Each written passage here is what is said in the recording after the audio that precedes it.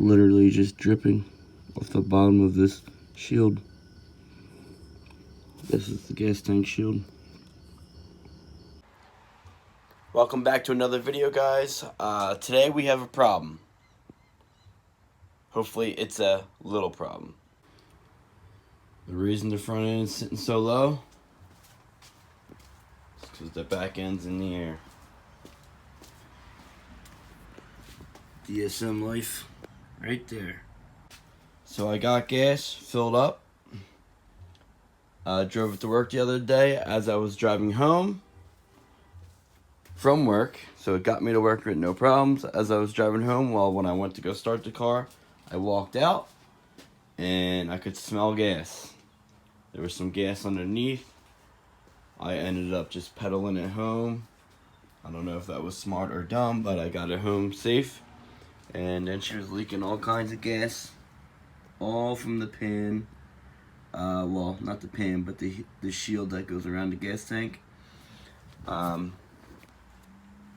it was a little bit weird that it did it right after I filled up for gas. So, well, a few hours after, but it might have started happening right away until I noticed it later. So I'm thinking maybe a seal in the sending unit. So what I'm going to do is pull the back seat, open up the, I don't know what you want to call it, open up the lid with the 4 screws and take a look and see if it's wet underneath the seat, see if it's wet on top of the tank there, and then we'll go from there.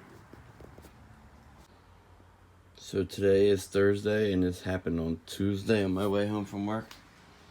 So even if this was wet under here with gas, I'm sure it soaked up underneath the padding here. That's why on this side, which is the passenger backseat side, it smells like gasoline. As you can see, these things had to be glued because they were in rough shape when I got them. But the leather's in really good shape, but underneath was in rough shape. But I think that side soaked in some gasoline for sure. So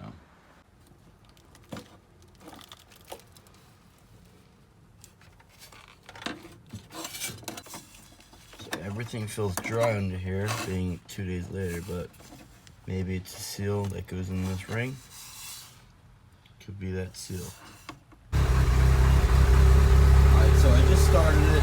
Figured, let's see if it's leaking.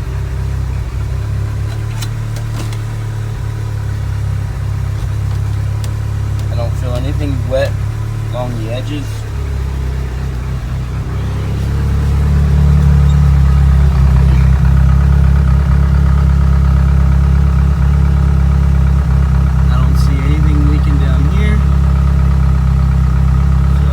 Take it off the jack stands, get the car more level, and see where we're at.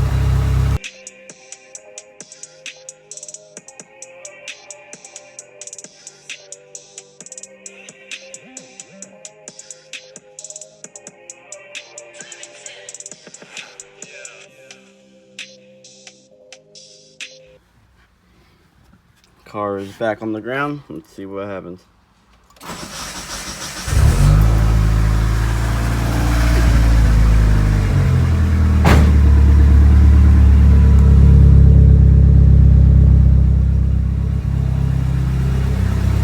Mode on.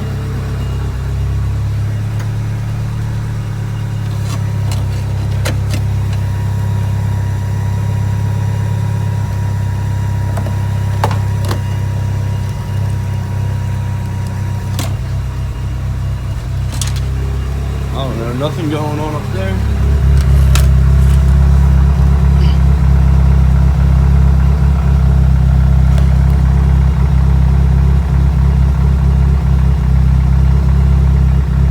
Going on down here. I'm gonna let it idle for a little bit. It's a little rainy outside right now. I don't know if it's worth a test drive. We'll see. 4 to 6 days later. Alright guys, the last time I filmed it was Thursday. And today is Wednesday, so almost a week later. And I have the gasket for the top of the sending unit here. You can get this at Extreme PSI. My buddy Tony was going there, so he picked this up for me.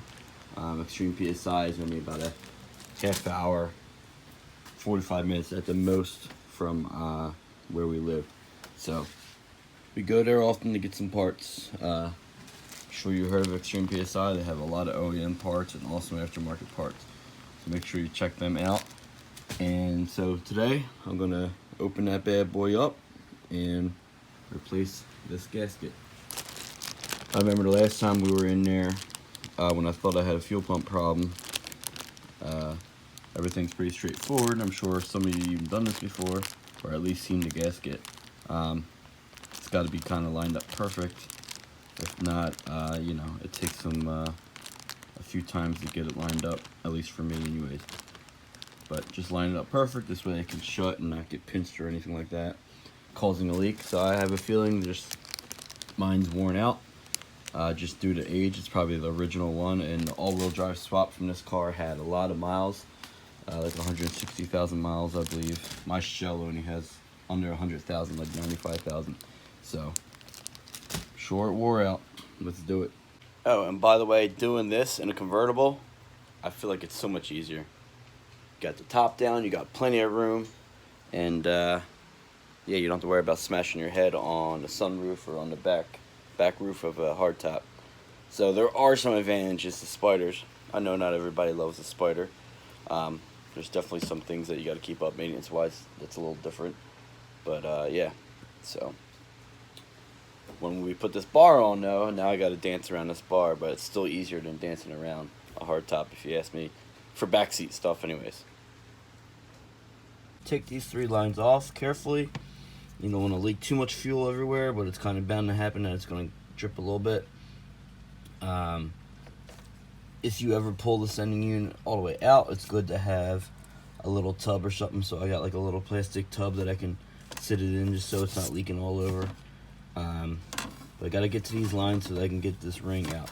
So carefully take the plug, 3 lines. And then lefty loosey, righty tighty. Alright, there's the old school Walbro, 255. That's the number, right? Here's the ring, lefty loosey. And that gasket, it's hard to save it. It goes right where my finger's touching. So it goes around the ring that we're staring at. And you can see I have a lot of gas in there. This is basically at the top of the tank. So I think this gasket is the culprit. Alright, I got it all back in there. Lines are all secure. Harness plugged back in. And this is where there's the old gasket. It kind of looks the same. But when I held it, the new one felt definitely a little stronger, I guess you could say. A little more supportive, like a thicker rubber, only because it's brand new. So I'm pretty confident that's it, and but I really won't know for sure until I get gas the next time. But because of how high that gas is, I put $20 in it, but I wasn't extremely low. Because of how high the gas is in the gas tank, I'm pretty confident it was that, and then it stopped leaking once the gas got to a certain level. So just the next time I get gas, I gotta make sure that it's not leaking. That's all. But I think a brand new gasket will do the trick. Let's start her up, make sure there's no leaks in here before I seal this up with the 4 screws.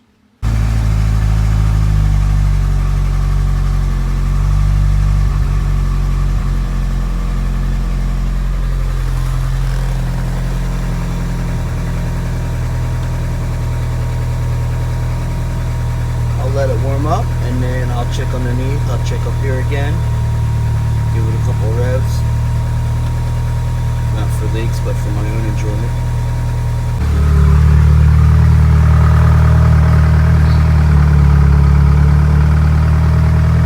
Looking good.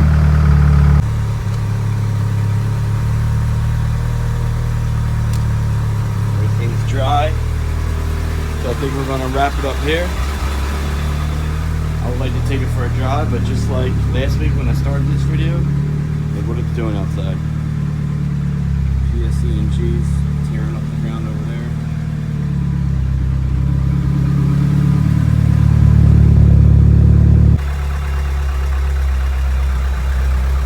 A little degreaser. get all the smelly fuel crap off of it. Flip them over, spray them again. Now I'm wiping it down. Sometimes I use brake cleaner too. Use it to clean up some of the metal too. And I'll scrub it, let it soak for a few minutes, and then I'll scrub it down. And it'll be clean as a whistle. It's not how you stand by a car, it's how you race it. Is that what it says? I don't know. Thanks for watching, guys. I appreciate it. If you haven't subscribed, please hit that subscribe button. I'm at 101 subscribers right now, which for most people is nothing. For me, I'm truly thankful for just 100 people who are checking in with me to see what I'm doing to the Talon or out there to the Durango. Like I started this just like, hey, let me just document things. It's an easy place for me to go find something, you know, hood install if somebody needs help with, or headlight replacements. Now I'm just like, you know what, record everything. And I don't want to repeat myself. I know I said this before, but just thank you again to those 100 people or 101. And keep on wrenching, keep on having fun with the cars. That's what it's all about. And I'll see you on the next one. Shout out to the wet shirt, Miller Imports. Stevie Miller's a good dude.